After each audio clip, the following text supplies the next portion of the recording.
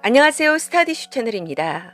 이 시간은 미스트롯2의 어마어마한 시청률 비결 3가지, 그리고 조용수 작곡가가 비난받는 이유, 마지막으로 김다연에 대한 제작진의 엄청난 기획에 대해 말씀드리겠습니다.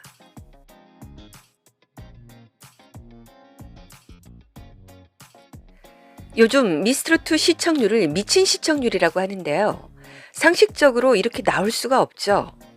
시청률이 무려 30%에 육박하는데 지상파와 달리 종편은 시청률이 더 나오기 힘든 번호대잖아요. 지상파는 채널 돌리다가 걸릴 수 있는 번호대이지만 종편은 일부러 찾아서 봐야 하기 때문에 종편 시청률은 심정적으로 최소 곱하기 1.5는 더 해줘도 무방하다고 생각합니다. 그러면 이 시청률은 30%대가 아니라 한 50% 정도의 느낌이고 거의 기적이라고 해도 과언이 아닙니다. 어떻게 이런 시청률이 나오게 되었을까요? 미스트롯2 시청률이 기절할 정도로 높은데 가장 큰 역할을 한 것은 뭐니뭐니 해도 일단 미스터트롯 탑6 덕분이라고 생각해요. 탑6를 보려고 미스트롯2를 보는 사람들이 엄청나게 많은데요. 그들의 팬덤이 한두 명입니까? 특히 임영웅의 팬덤은 어마어마하잖아요. 임영웅 팬카페만 무려 14만이 넘고 임영웅 유튜브 구독자도 무려 100만이 넘고 임영웅 팬들은 임영웅 나오는 프로는 거의 다 볼 것입니다.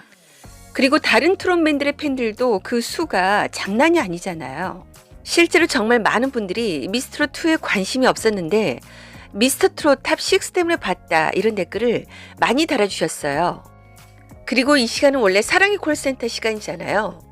이 시간에 늘 사랑의 콜센터를 보던 시청자들도 그대로 들어오고 있고 여기에 미스트롯2에 대해 관심 있는 시청자들까지, 그래서 2배는 더 많이 들어오는 것 같습니다.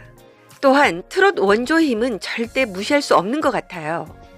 미스트롯 1을 통해 트롯 붐을 일으킨 TV조선이 벌써 3번째 트롯 오디션을 진행하면서 그동안 쌓인 경험과 노하우를 여지없이 10분 발휘하며 방송을 재밌게 잘 만든 것 같아요. 눈물 나는 사연부터 뻔하지 않은 이변까지 속출하며 시청자의 눈을 사로잡고 있습니다. 미스트롯2는 단순한 오디션 프로가 아니라 한편의 감동의 서사시가 있는 드라마였습니다.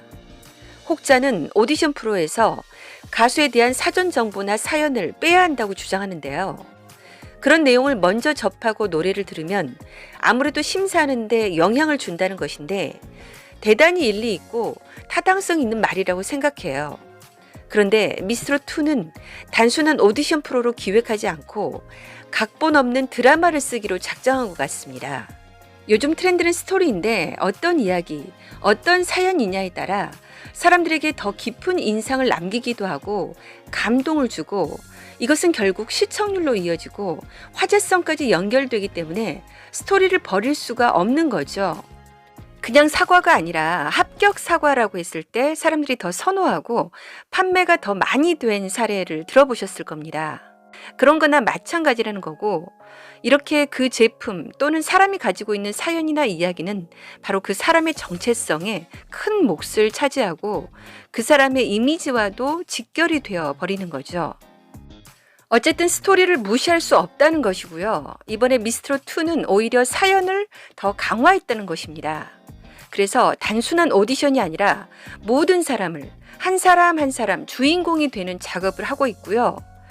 특히 사람들의 관심을 끌 수 있는 스토리가 있으면 더 적극적으로 사용하고 있다는 것을 느낄 수 있었습니다. 노래뿐만이 아니라 다양한 볼거리가 있는 프로로 만들겠다는 의지가 곳곳에 보입니다. 드라마, 감동, 눈물, 그리고 다양한 볼거리 쇼까지. 그래서 더 재미있는 것 같아요. 그렇다고 노래 실력 또한 간과할 수가 없잖아요. 그건 기본 자락으로 깔고 가고 있고 노래 실력도 아주 뛰어나면서 아주 화제성 있는 실력자들이 대거 등장했는데 특히 왕년부는 신의 한 수나 다름없는 것 같습니다. 지나간 추억을 소환할 수 있는 가수들이 등장했는데 재밌는 것은 추억이 조금 더 젊어졌다는 것입니다. 이제 트롯을 즐기는 층이 엄청 젊어져서 20, 30대까지 내려왔다는 것을 잘 알고 계실 겁니다. 심지어 10대들까지 좋아하는 친구들이 많죠. 아니죠. 어린 아이들까지.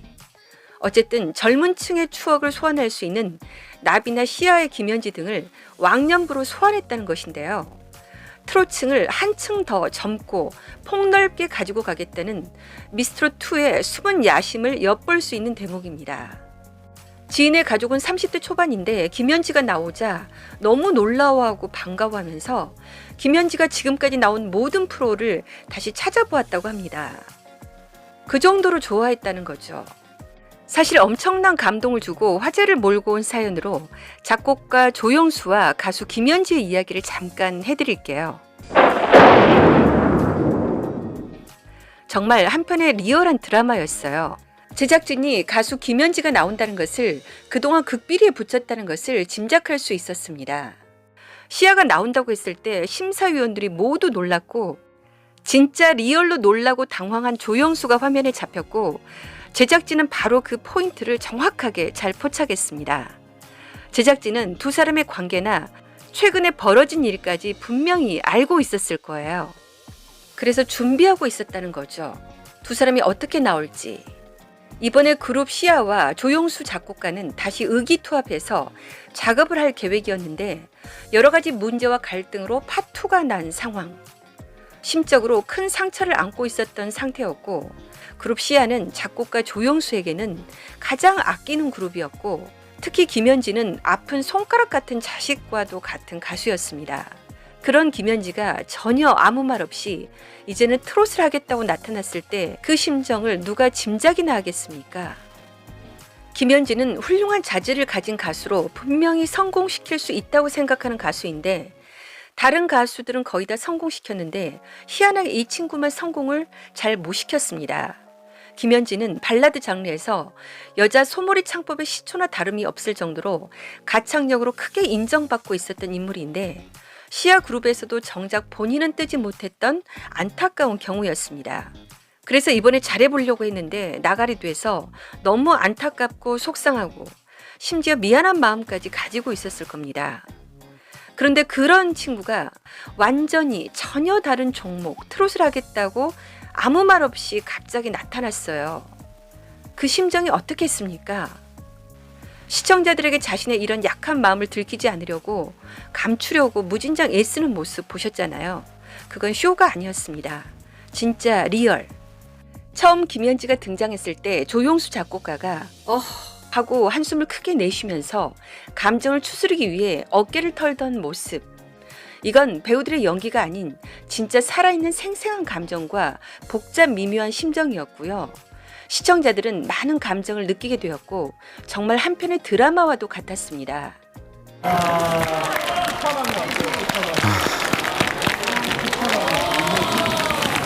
그 한숨에서 말은 하지 않아도 많은 감정이 느껴졌습니다. 우리도 너무 힘들고 당황할 때 차마 말을 못하고 한숨을 쉬게 되잖아요. 바로 그런 느낌이었습니다. 그런데 조용수 작곡가는 심사위원이기 때문에 개인적으로 깊은 인연이 있는 사람이 나오면 시청자들이 곱게만은 보지 않고 오히려 색안경을 끼고 볼 수도 있잖아요. 큰일 났다.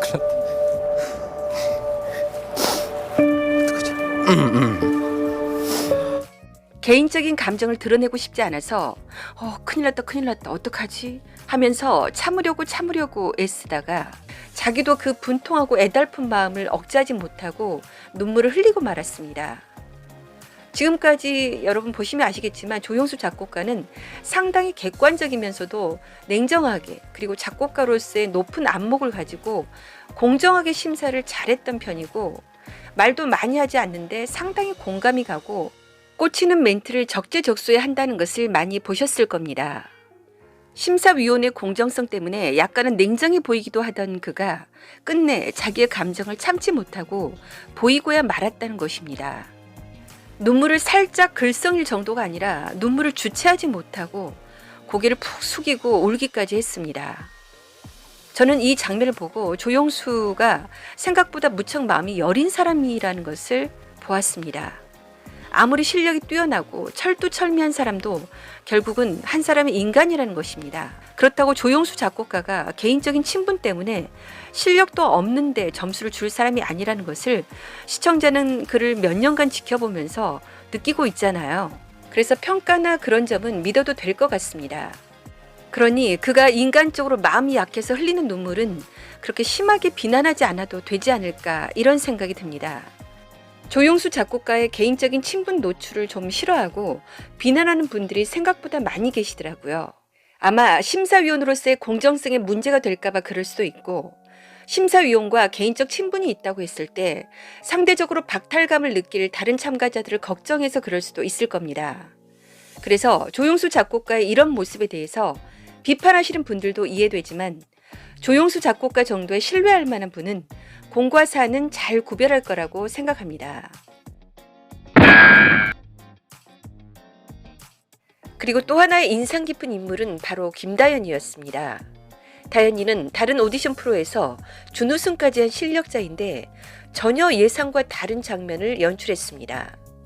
엄청 띄워주며 맹순이 뭐니 했지만 처음에는 하트가 달랑 4개로 팬들을 조마조마하게 만들더니 총 13개의 하트로 떨어질 뻔한 위기.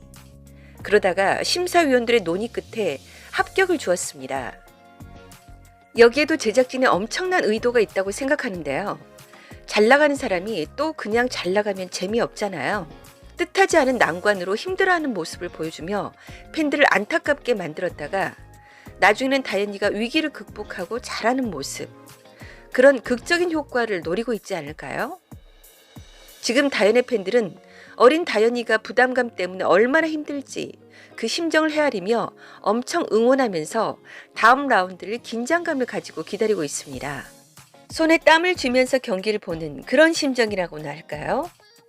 앞으로 다현이가 분명히 멋지게 해내는 모습을 보여줄 거라 생각합니다. 다현이는 이미 우리나라의 국보입니다. 다현이는 경연 프로에서 1, 2등이 중요하지 않은 앞으로 크게 될 인물이에요. 그러니 부담 갖지 말고 하면 좋겠어요. 다현이가 이 부담감만 잘 떨쳐내면 원래 가지고 있던 기량만으로도 충분히 잘하는 인재니까. 그리고 다현이의 진가를 알고 사랑해주는 사람이 많으니까 아무 걱정하지 말고 예전처럼 노래에만 몰입해서 부르다 보면 좋은 결과가 있을 거라 생각하고요. 아직 나이도 어린데 무슨 걱정이에요. 그리고 다현이는 아직 어린아이고 앞으로 우리나라를 빛낼 훌륭한 인재입니다. 우리 어른들이 아껴주고 사랑해주고 잘 키워줘야 할 인재입니다. 그리고 여기 나온 어린아이들 모두 훌륭한 인재예요. 이제는 더 이상 아이들이 안 나왔으면 좋겠다라는 의견도 있는데요. 물론 일리가 있는 말씀입니다. 너무 어린 나이에 치열한 경쟁에서 상처나 받지 않을까 걱정도 되고 너무 어른들 세계에 일찍 눈을 떠버리면 어떡하나 하는 걱정과 부정적인 측면도 있지만 긍정적인 측면이 더 많다고 생각해요. 어린 나이에 일찍 재능을 발견한 경우인데 그런 재능을 많은 사람들이 알아봐주고 우리 어른들이 키워준다는 심정으로 보면 어떨까요? 다 내 아들, 딸, 손자, 손녀뻘 되는 애들이고 우리들 앞에 나와 사실은 재롱잔치하는 거라 어른들의 치열한 경연 무대에서 유일하게 마음을 무장해제시키고 흐뭇한 심정으로 보게 되는 순간이기도 하잖아요. 여러분은 어떻게 생각하시는지요? 끝까지 시청해 주셔서 감사드리고요. 조용수 작곡가와 김다연 양에게 따뜻한 응원과 격려의 댓글 남겨주세요. 스타디슈 무료 구독, 알림 설정, 좋아요, 댓글 공유 부탁드립니다. 감사합니다.